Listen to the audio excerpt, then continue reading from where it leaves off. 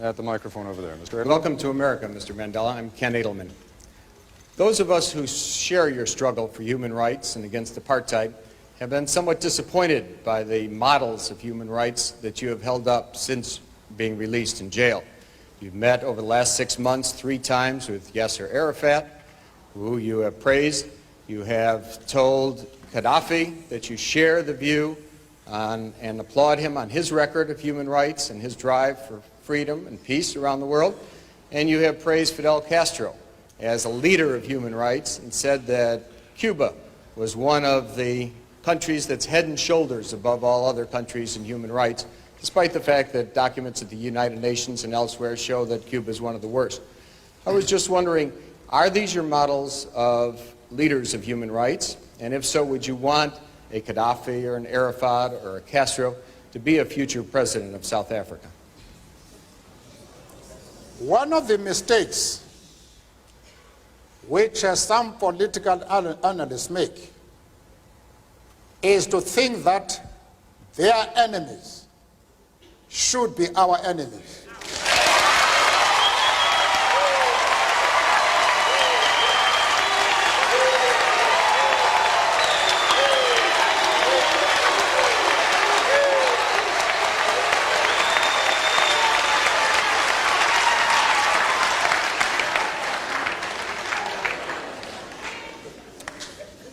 That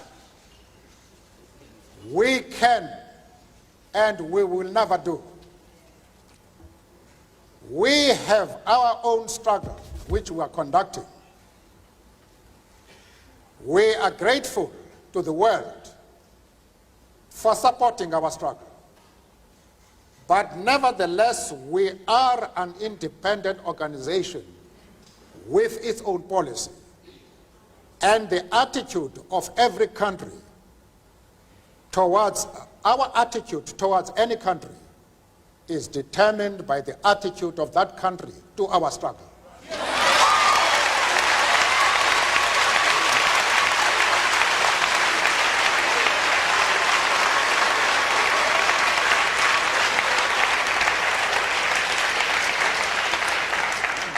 Yasser Arafat, Colonel Gaddafi, Fidel Castro support our struggle to the hilt.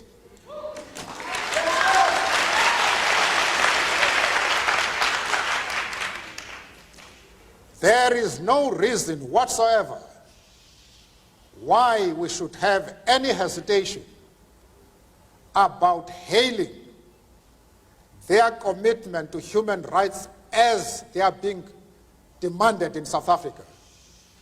Our attitude is based solely on the fact that they fully support the anti-apartheid struggle.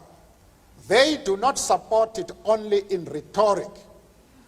They are placing resources at our disposal for us to win the struggle.